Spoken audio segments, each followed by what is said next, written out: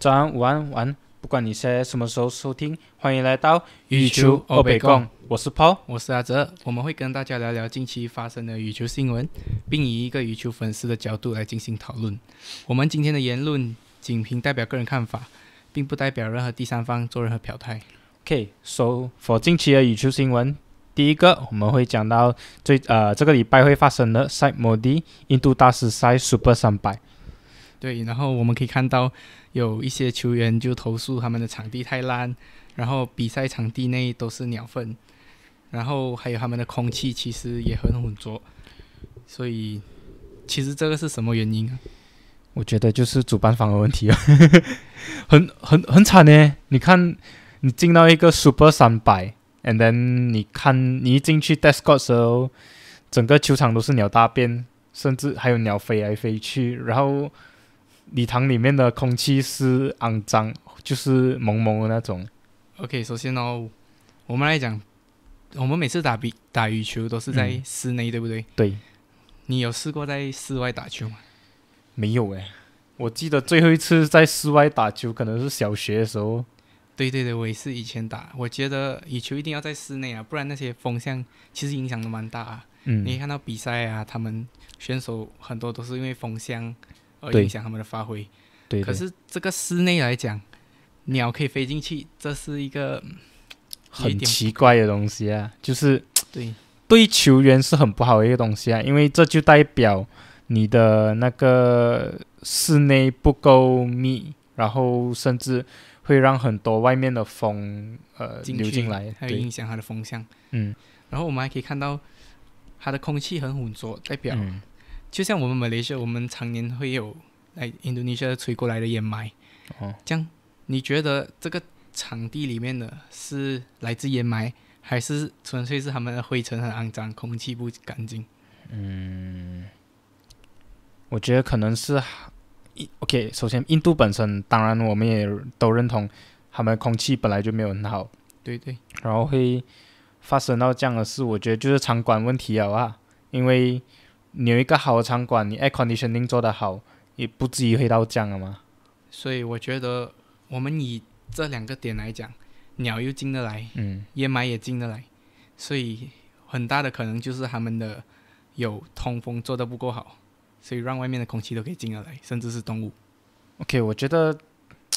OK 啦，不管你几烂都好啊，我觉得一切问题都还是要归咎到主办方的上面啊，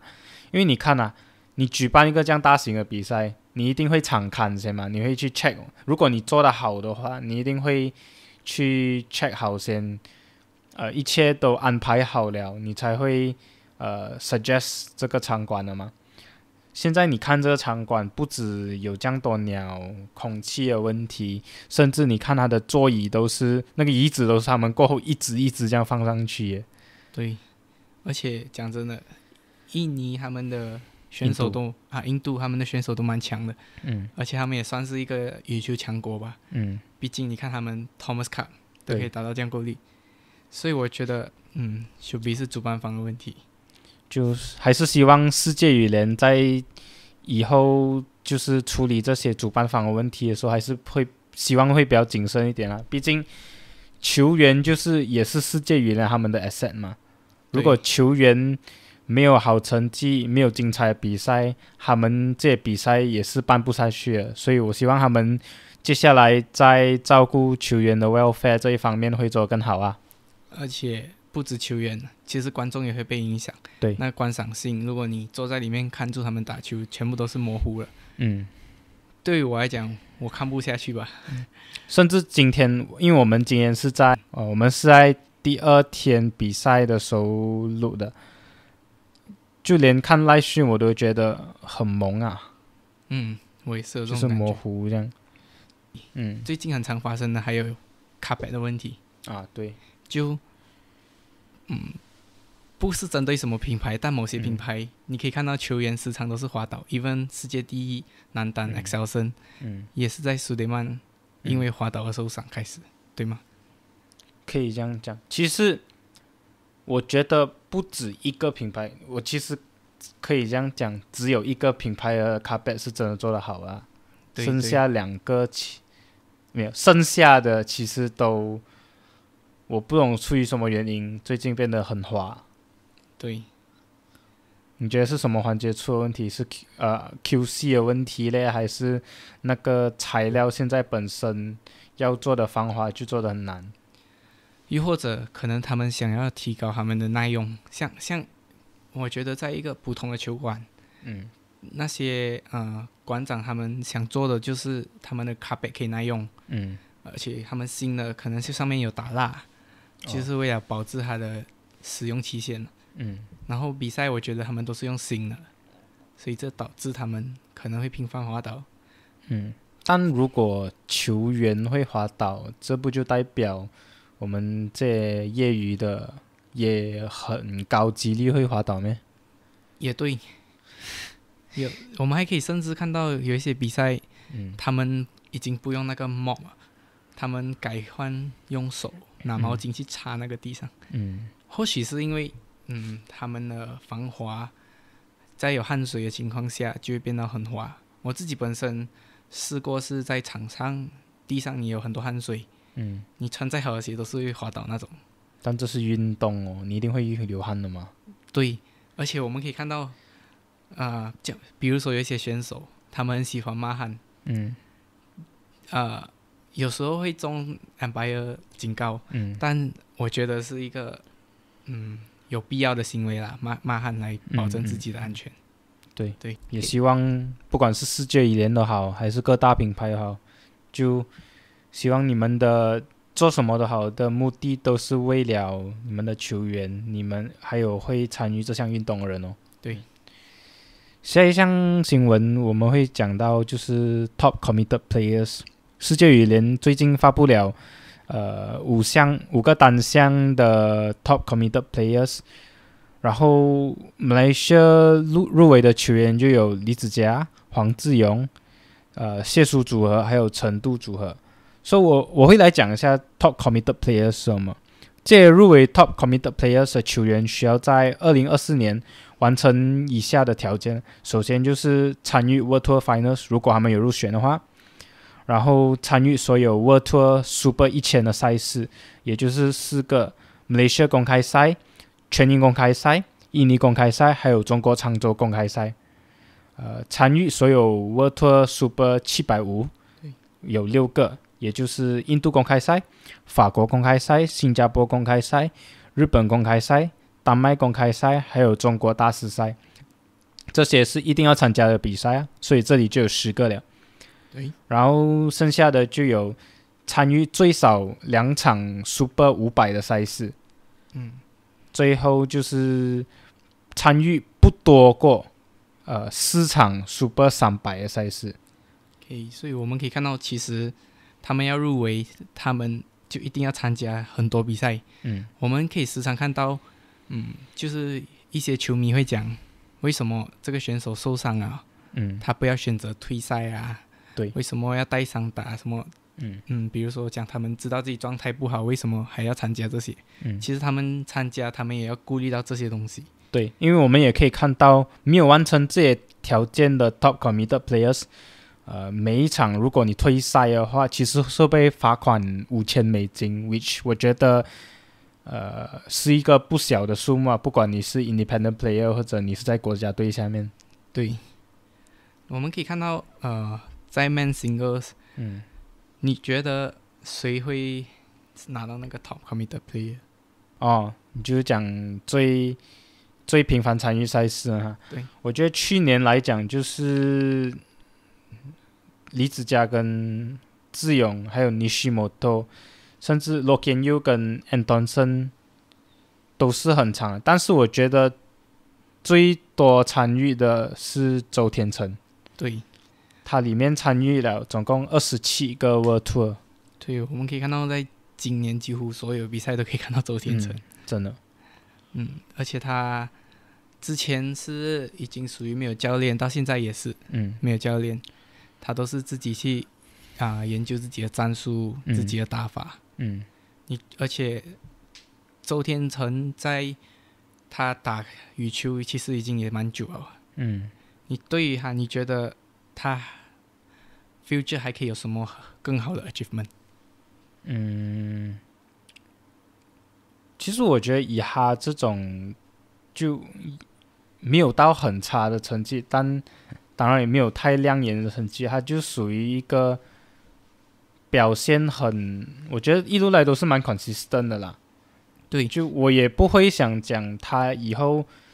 会有多高 achievement 或者甚至跌到多低了，但是我觉得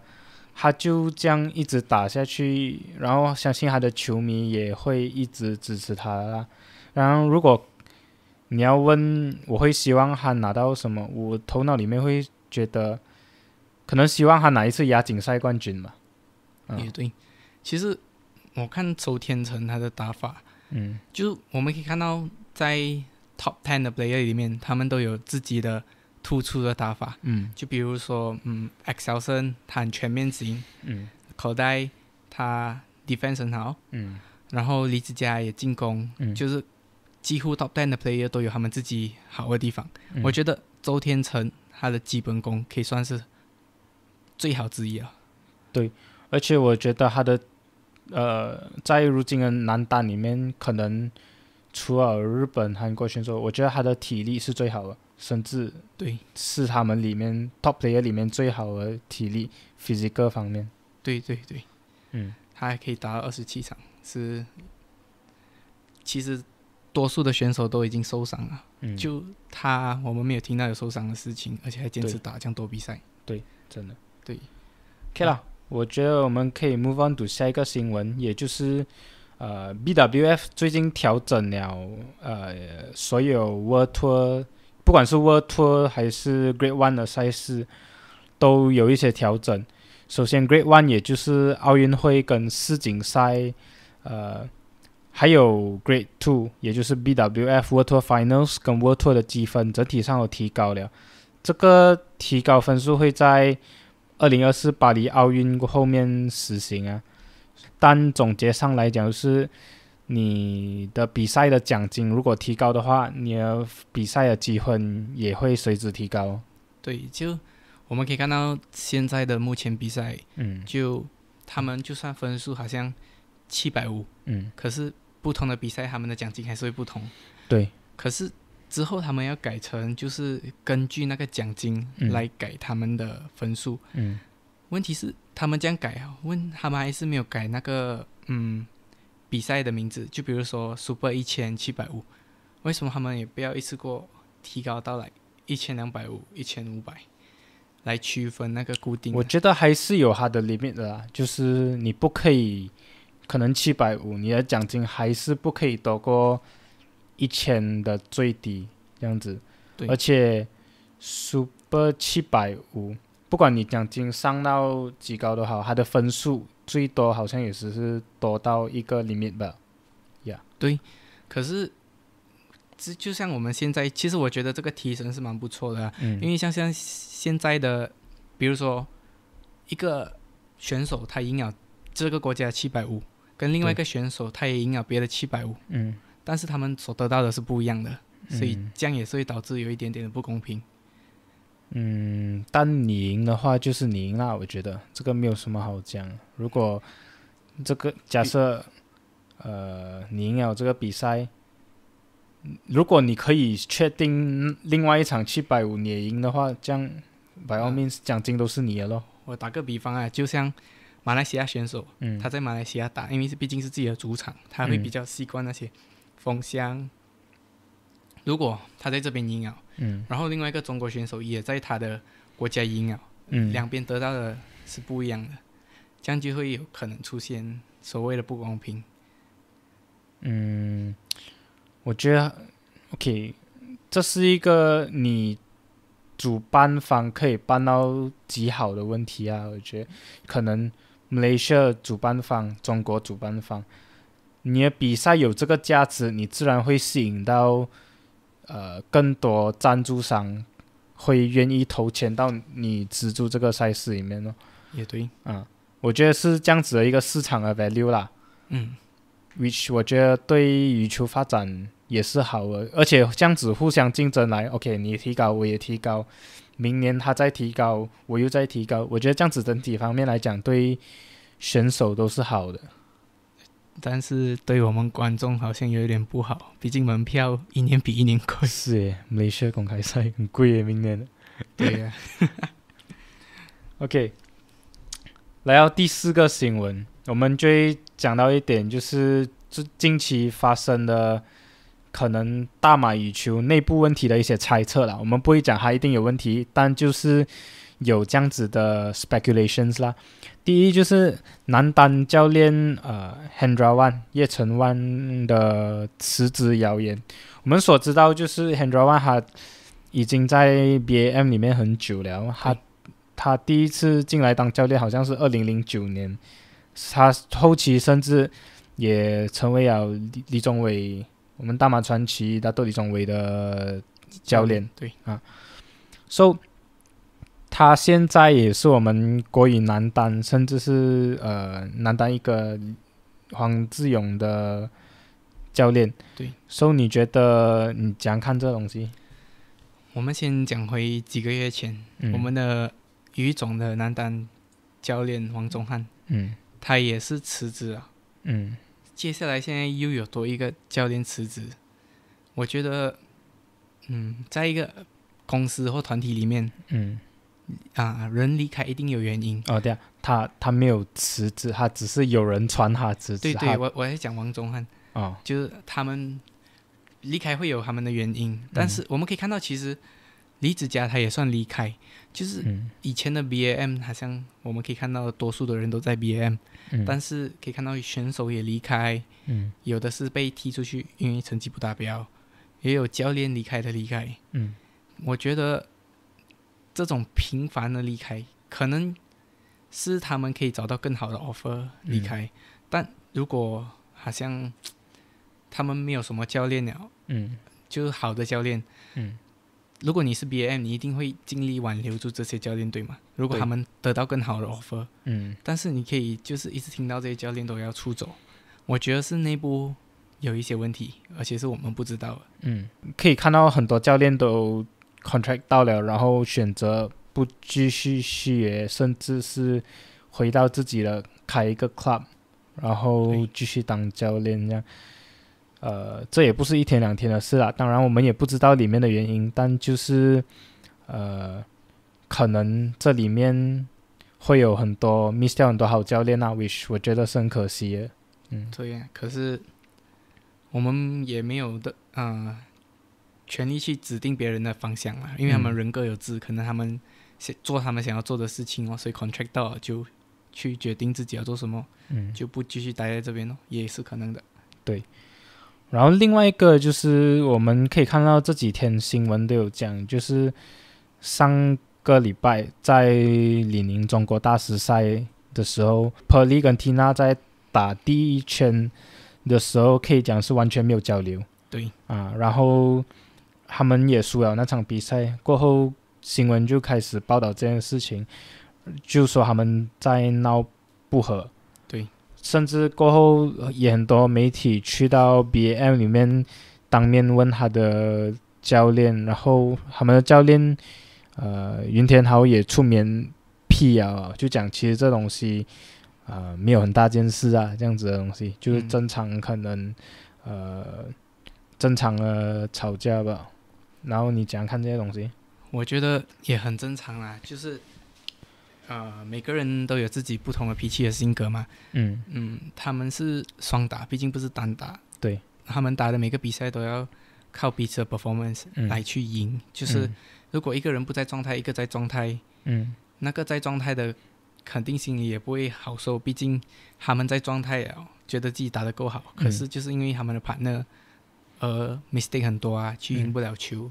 可是我觉得在比如说双打 mixed doubles man women，他们都应该一体啦，要输一起输，要赢一起赢。而且我们可以看到最近 Pearly 陈康乐他其实也是很拼啊，而且他的腰伤，每次看他比赛都是带着护腰啊。然后近期他们也休息了一阵子。如果是Tina 来讲，他没有受伤这些啊，他身为一个上升期的选手嘛，他们一定会很想夺冠。对，可能就是不满意自己的partner，或者可能觉得他受伤，或者是他只是自己不开心，因为他们的partner这样受伤啊，觉得他们一起打得不够好可能会发生小矛盾啊，毕竟他们两个都是女生。我觉得女生之间的矛盾通常会比男生多吧。我就不要 comment 了，我不是女生。你觉得这种女生的吵架你讲看 ？OK， 好，不要 comment， 这样我们就不要 comment 了，我们继续下一个 topic。OK， 然后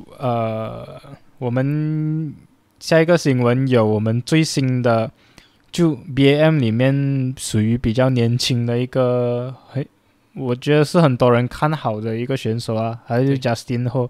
我们这一集是在刚刚第一轮的男单内战，也就是 Justin Ho 跟梁俊浩的比赛结束后录的。然后从成绩上面来看，我们也可以看到 Justin 是赢了2局，赢了他的师兄梁俊浩啊。对，而且我们可以从他的看法，他的打法看到他的球路啊，其实全部都蛮暴力的。我觉得他打法有一点偏向中国的第二单李诗峰，就是属于那种速度快，然后也蛮有爆发力的那种打法。对，毕竟他已经打赢了梁俊浩，所以我们还可以期待再看到他对恩智勇、李子嘉，看他可不可以赢他的 senior。我也蛮期待，就是希望可以看到 World Tour 里面可以看到有我们3个男单同时一起 perform 的时候啊。毕竟有这种，我觉得良性竞争会对我们的 Malaysia 的 badminton scene 是好的啦。尤其是明年我们有 Thomas Cup，对，你永远不可以只给希望给1个或者2个男单嘛。我觉得这样对他们除了来讲是有无形中的压力之外，他们自己应该也会放更多责任在自己的身上 which 我觉得是不好的啦。对，就像以前的打斗力几乎都是打团体赛大家都会觉得打斗力的这场是几乎稳赢，对，但其他人的都是不确定因素。所以我们也可以看到打斗力的团体赛的战绩其实对比中国选手像林丹、成龙他们是差很多的。所以这个 Justin Ho 的崛起我觉得大家都可以看到，对，他的实力是在那边。不过他的受伤之前是讲他要休息1年，对吗？但这次他还没有到期限，其实就复出啊。其实也不确定他是不是痊愈啊，还是他自己为了要提高自己的名次打比赛。但我觉得每个选手其实他们的身体健康是最重要的，对，毕竟他们要打长远。以长远来讲就当然我们也可以希望看到他快点 perform， 但是就是希望不要因为一时候的好胜心，所以造成以后的受伤的几率更高啊。毕竟他这次是 ACL 受伤 which 我们认知里面是觉得这是一个很大的伤害。对，然后他在这样短的时间里面可以复出，我觉得是很 wow 的一件事情啊。可能他天生身体素质好。we'll see 啦。Anyways, good luck to him 啊。而且我们也可以看到 Justin Ho 现在用着的球拍就是我们上个礼拜所讲到的那个 Nanoflex 800 Pro。对。你觉得其实那个球拍对大家来讲 Nanoflex Series 都是双打选手用的。我们在这边可以看到 Justin Ho 他也使用这个 Nanoflex Series。你觉得 Justin Ho 他是一个暴力型的选手，他用 Nanoflex 你有什么看法？